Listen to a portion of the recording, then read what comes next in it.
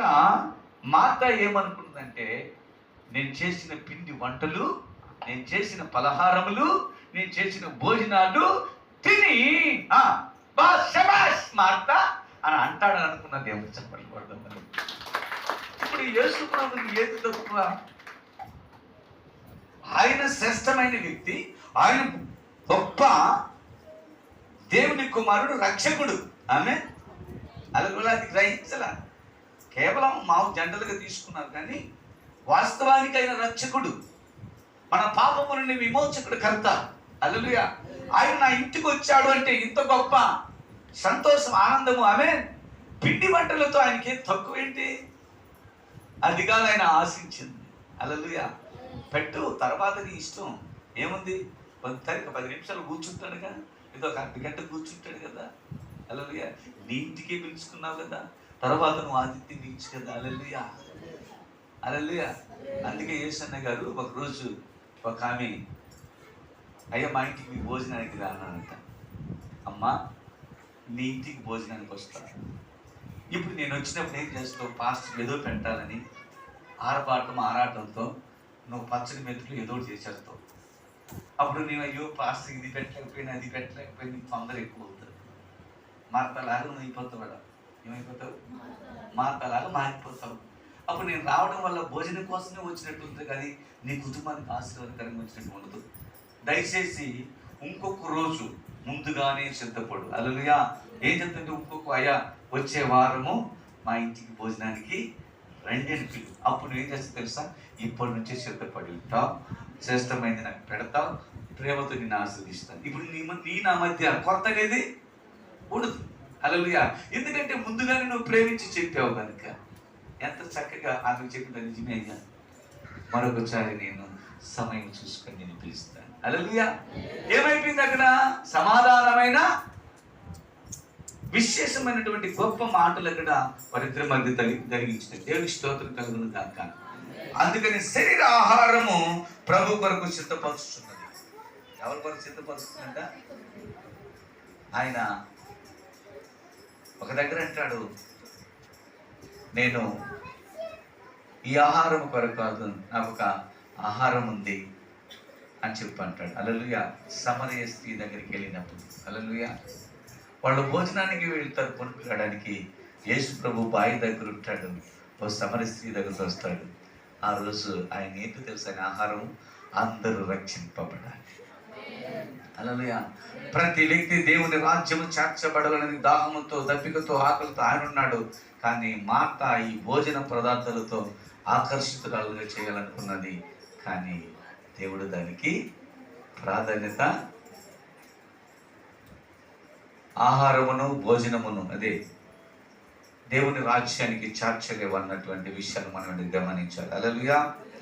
తరువాత మరియ ఉంది, ప్రభువు నుండి జీవాహారమును పొందుకొనుచున్నది.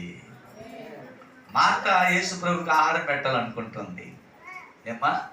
ఏ ఆహారము? శరీరాహారం, తిండి, ఏదో సంథింగ్. కానీ మరియా ఏం పొందుకున్నది? పరలోకము నుండి జీవాహారం పొందుకున్న. చప్పట్లు కొడదామా? దేవుని నోటి నుండి వచ్చే ప్రతి మాట జీవము కలిగిన మాట కనుక ఆ మాట ద్వారా తను ఏం పొందుకుంటుందంటే జీవాహారమును పొందుకుంటుంది. ఆమేన్. హల్లెలూయా. ఆతిథ్యం ఇచ్చటం మంచిదే, కాదని లేదండి. కానీ వచ్చిన వ్యక్తి ఎవరు అనేది మనం గుర్తించాలి. హల్లెలూయా. బోధకుడు మా ఇంటికి వచ్చాడు కాబట్టి ఆయన సమయమును వ్యర్థపరచు. మనము ఆయన్ని ప్రేమించాలి. వాస్తవం, ఆతిథ్యం వాస్తవమే. కానీ ఆ బోధకుడి నోటి నుండి వచ్చే ప్రతి మాట నా బ్రతుకును మారుస్తుంది. అలాగే ఆయన కాస్త కొన్ని మాటలు నా కుటుంబానికి ఆశీర్వాదపు మాటలు నా పలుకుని ఆశపడాలి, ఎదురు చూడాలి. ఆమె చెప్దాం. హల్లెలూయా, హల్లెలూయా. నేను మన కుటుంబాలు జరిగించేటప్పుడు మొట్టమొదటిగా 5 సంవత్సరాల తర్వాత నా సేవ జీవితంలో ఈ ఊరికి అడుగు పెట్టిన తరువాత అనుకుంటున్నాను. అవునా కదా? కుటుంబాలను పాస్టర్తో కూడా కలిసి దర్శించాడు. ఇదే మొదటి. హల్లెలూయా. అవునా? అప్పుడు నా దేవుడు అంటున్నాడు, వారింటిలో నీకు నువ్వు పాదము పెట్టి మొదట ఏం చేయాలంటాడు?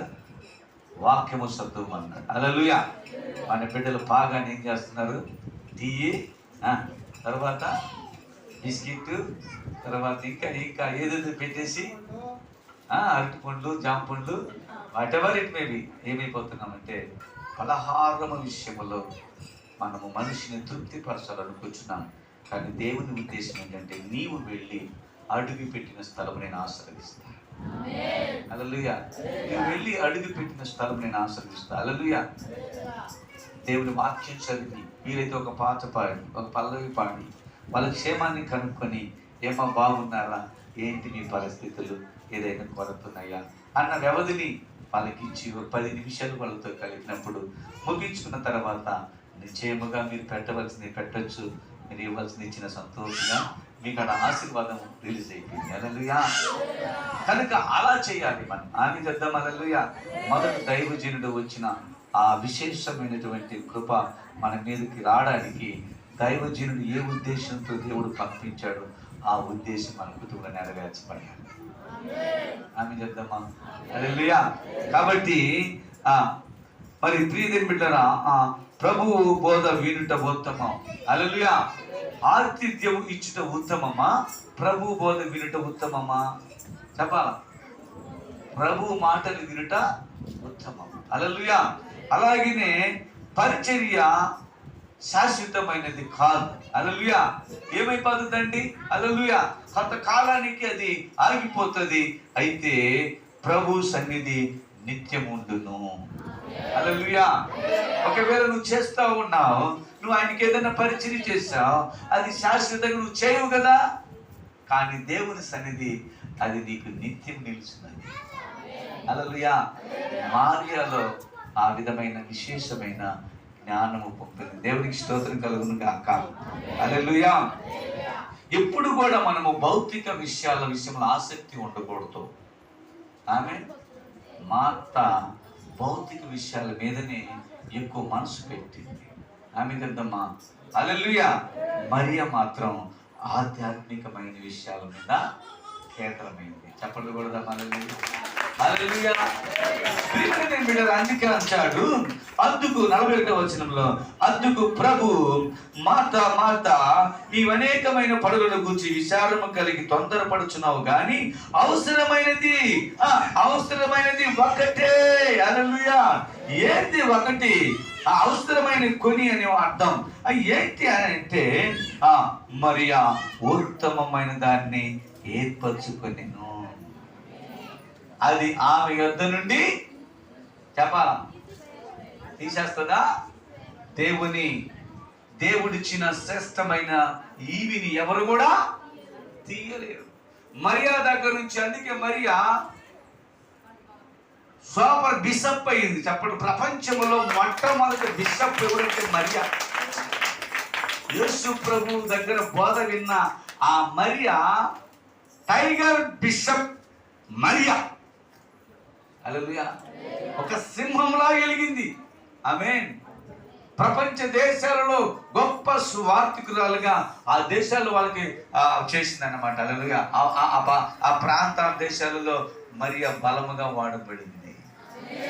మార్త కూడా వాడబడింది, కానీ లాజరు కూడా వాడబడ్డారు. కానీ అయితే ప్రియమిళ్ళరా, బైబిల్లో మరియాకున్న ఆ ప్రాముఖ్యతను సంతరించుకుంది. దేవునికి మహిమ కలుగును గాక. చెప్పలు కొడదామా గట్టిగా? హల్లెలూయా. మరి నీవు ప్రభు దృష్టిలో ప్రభు కొరకు నీవు నీ యొద్ద నుండి తీసివేయాలనేది ఎంతగా మరి ఉత్తమమైన దాన్ని నువ్వు ఏర్పరచుకోవాలి. ఆదివారము వస్తే పనులు ముందు రోజు పనులను చేసుకో. ఆమె ఆదివారం ఖచ్చితంగా 7 గంటలకి నేను మందిరంలో ఉండాలి. దైవజనుడు 7:30 లోపల వస్తాడు. ఒకవేళ టీటీ లేట్ అయినా పాటలు పాడి 2 పాటలు పాడే అవకాశం ఇస్తే 2 పాటలు పాడాలి.